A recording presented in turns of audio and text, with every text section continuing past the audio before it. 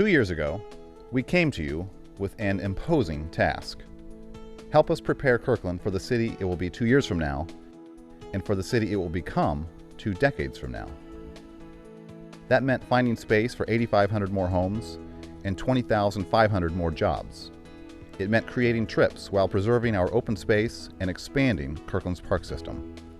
It meant preventing floods and protecting Lake Washington and every creature living in it from the pollutants stormwater carries. Ultimately, it meant creating a series of plans that will preserve Kirkland's charm as it continues to evolve with population growth and development.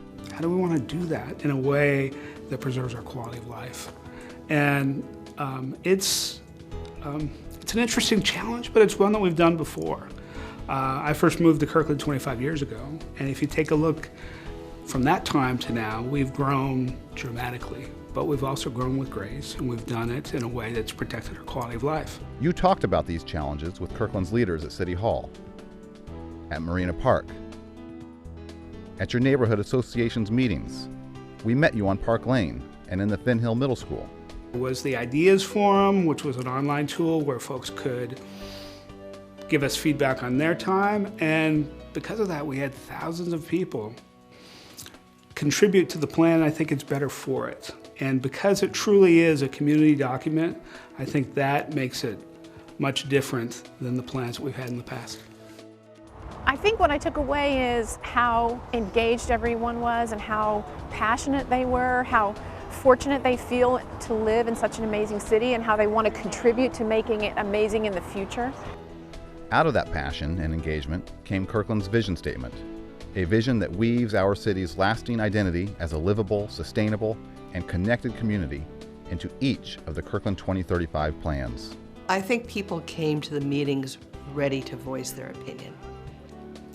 And the meetings that I attended, I saw many common threads of issues that people wanted to make sure were expressed about keeping things walkable, about keeping things green, to have space, to have connectivity, to have things be activated on the street, to have things near their home that they could walk to do many of the things that they do in their life.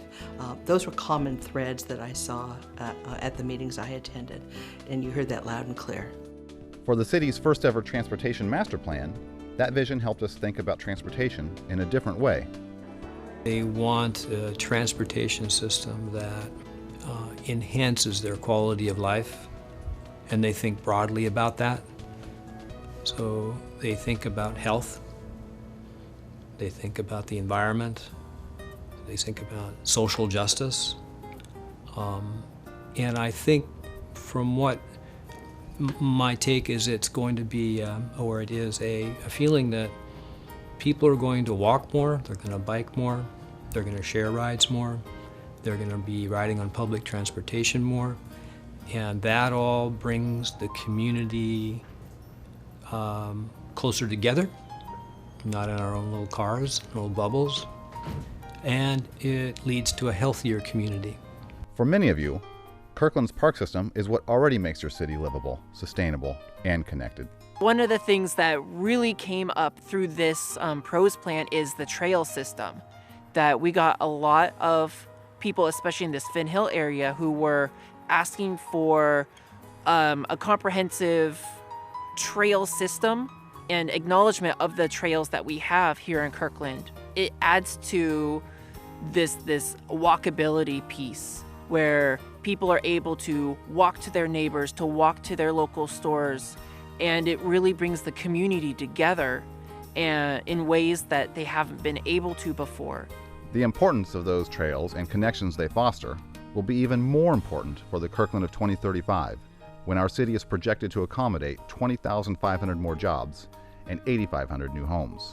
People live in Kirkland because they love how Kirkland is today.